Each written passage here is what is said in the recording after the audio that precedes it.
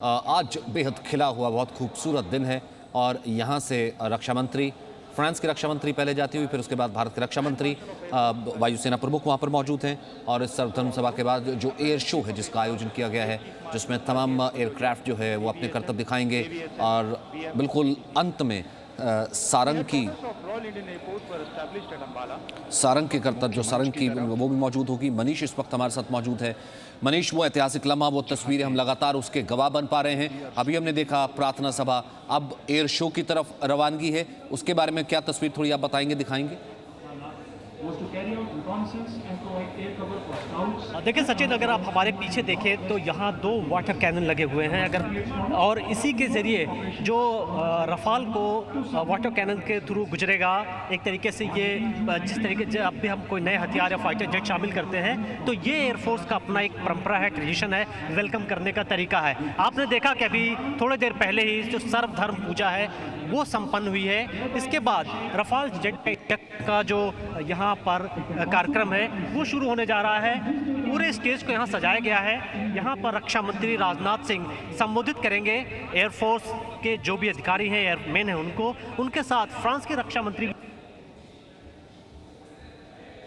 जो वो भी उनके यहाँ पर आए हुए हैं। पूरी दुनिया में इसको लेकर के काफ़ी ज़्यादा एक्साइटमेंट है, कवरेज हो रहा है, क्योंकि रफाल उस वक्त ये कार्यक्रम रखा गया इंडक्शन का जब हम देख रहे हैं कि सीमा पर किस तरीके से जो दुश्मन है वो उसकी नीयत सही नहीं है। अगर आप हमारे सामने देखें तो इस वक्त जिस जगह पर मंच सजा है वहाँ पर फ्रांस की रक्षा मंत्री और राजनाथ सिंह पहुँचने वाले हैं, और जो उनके साथ पूरा एक डेलीगेशन आया हुआ है। अगर आप देखें तो फ्रेंच जो आर्मी है, फ्रेंच की एयरफोर्स है, उनके यहाँ पर ऑफिसर्स भी आपको दिख रहे होंगे, जिनको यहाँ पर उनके जो जिस सीट्स पर वो बैठेंगे वहाँ मार्किंग की गई है। उनको बाकायदा जो ऑफिसर्स हैं एयरफोर्स के, इंडियन एयरफोर्स के, वो बता रहे हैं कि आपको किस किस जगह पर बैठना है। और फ्रांस की जो रक्षा मंत्री राजनाथ सिंह वो यहाँ पर एक साथ आ रहे हैं। तो थोड़ी देर की बात है, कुछ मिनटों की बात है, हम यूँ कह सकते हैं कुछ सेकेंड की बात है कि जब यहाँ पर ये जो कार्यक्रम है विधिवत यहाँ पर शुरू हो जाएगा और ये तस्वीरें गवाह बनेंगी एक बड़े बदलाव की। सचिन, जैसा कि हम लोग सुबह से ही इस बात को डिस्कस कर रहे हैं कि बड़ा लम्हा इसलिए है क्योंकि एक लंबे टाइम से इंतजार था, और एक दुख की बात ये भी होती थी कि जब भी कोई बड़ी डिफेंस डील होती थी किसी न किसी वजह से वो फंस जाती थी। कभी इस पर स्कैम की बात आ जाती थी, कभी कुछ और आरोप लग जाते थे। ऐसी स्थिति में रफाल वो सारे टेस्ट से गुजरा है, पास हुआ है, और ऐसे वक्त में रफाल को शामिल किया जाना, उसको इंडक्ट किया जाना, जो कि इंडियन एयरफोर्स को काफ़ी ज़रूरत थी। हमारे जो स्क्वाड्रन थे वो काफ़ी कम होते जा रहे थे, करीब 30 के करीब हमारे स्क्वाड्रन हो गए थे, जबकि 42-43 स्क्वाड्रन की ज़रूरत बताई थी इंडियन फोर्स ने जब अपनी जो एक रिपोर्ट तैयार की थी। चाइना लगातार, हम जानते हैं कि पाकिस्तान को किस तरह मदद कर रहे हैं। JF सीरीज़ के फाइटर जेट को वो पाकिस्तानी एयरफोर्स को दे रहे हैं, और लगातार जो खुफिया एजेंसीज़ की रिपोर्ट्स है जो हम डिस्कस कर रहे हैं कि दोनों देश जो इंडिया बॉर्डर से जो उनके पास जो उनके बेसेस हैं उसको मजबूत करते जा रहे हैं।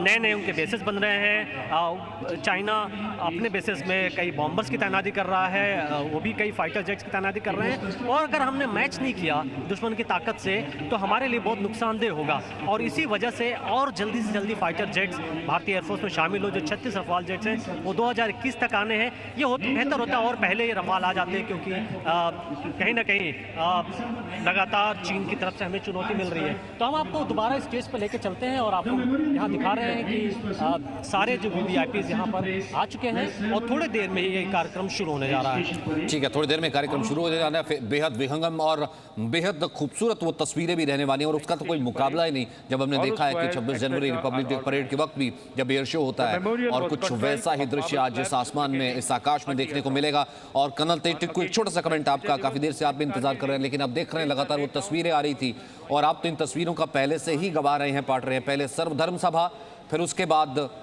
आकाश की गर्जना। मैं सिर्फ एक कमेंट देना चाहता हूं, क्योंकि बहुत अच्छा कार्यक्रम आप दिखा रहे हैं कि जब 2 बड़े देशों के बीच में जिनकी आपस में दुश्मनी हो, और हमारी चाइना से 1950 से दुश्मनी चल रही है, जब दोनों के बीच में वेपन सिस्टम में एसिमेट्री हो, मतलब बैलेंस ना हो, तो ये एक न्योता है उस देश के लिए कि आपके पास ये मौका है कि आप अपने दुश्मन के ऊपर हमला करके आप उनकी टेरिटरी ले लो या आप उनको नुकसान पहुंचा दो। तो राफेल के आने से मुझे लगता है ये काफ़ी हद तक जो ये है, हालांकि अभी तो 5 ही आए हैं, लेकिन जब पूरे 36 के 36 आएंगे तो मैं मानता हूं कि बैलेंस ना कि बराबर हो जाएगा, लेकिन क्वालिटेटिवली बैलेंस जो है हिंदुस्तान के पक्ष में होगा। और मुझे लगता है फिर हम चाइना पाकिस्तान की थ्रेट को क्लियरली डील कर सकते हैं, बल्कि उनको थ्रेटन कर सकते हैं। जाहिर सी बात है। और कल टेटिको एक और चीज अगर मैं यहाँ पर देखूं, ये तस्वीर कितनी मायने रखती है सर, क्योंकि आपने इतना डेकोरेटेड ऑफिसर के नाते सर्व किया है कि आज कोविड के वक्त में और ऐसे में जब चीन और भारत की सेना आमने सामने है, फ्रांस की रक्षा मंत्री का आना, बाकायदा इंडक्शन में शामिल होना और एक पूरी दुनिया में एक संदेश देना कि हाँ हम साथ खड़े हैं। पूरे विश्व में क्या हो रहा है देखिए, सेकेंड वर्ल्ड वॉर के बाद कोल्ड वॉर शुरू हुआ और 2 खीमे में दुनिया बट गई। लेकिन ये हम देख रहे हैं 90s के बाद जब सोवियत यूनियन टूट गया और रशिया सिर्फ रह गया, लेकिन रशिया कोई चैलेंज नहीं कर सका अमेरिका को सुपर पावर स्टेटस हासिल करने के लिए। इतनी देर में 90 से अभी तक चाइना ने इसका फ़ायदा उठाया, हर स्तर में फ़ायदा उठाया। उन्होंने अपनी इकोनॉमी को बहुत अच्छा किया, उन्होंने टेक्नोलॉजी चोरी से हासिल करी, उन्होंने अपनी अर्थव्यवस्था ठीक करी और चाइना दुनिया में एक उभरता पावर आ गया। लेकिन अब जबकि चाइना अमेरिका को चैलेंज कर रहा है, पहले तो अमेरिका ये सोच रहा था कि चाइना जैसे जैसे आर्थिक स्थिति अपनी ठीक करेगा, अपने लोगों का रहन सहन ठीक करेगा, अपलिफ्ट करेगा, तो शायद वो दुनिया के जो है एक लेवल प्ले ग्राउंड में आ जाएगा और वो भी बाकी देशों की तरफ एक ओपन सोसाइटी बनेगी। लेकिन ऐसा हुआ नहीं और चाइना उस मुकाम पर पहुंचा है जहां पर कि वो फ्री वर्ल्ड को थ्रेटन कर रहा है, वो ताइवान में हो, साउथ चाइना सी में हो, लाइन ऑफ एक्चुअल कंट्रोल में हो या OBOR के मदद से हो।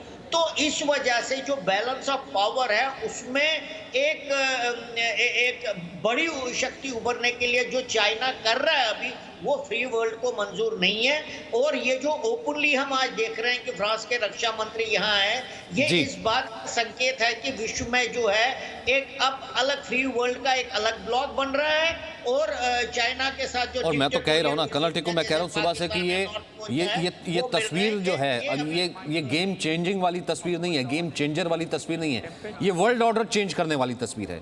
ये सबसे शक्तिशाली तस्वीर इसलिए है, ये पूरी दुनिया अगर भारत को इस वक्त पर भी चुनती है और उसे भारत का साथ चाहिए, इसका मतलब ये है कि वर्ल्ड की जो क्रोनोलॉजी है ना वो चेंज हो रही है। Presenting B News app available on Google Play and App Store. Download it now.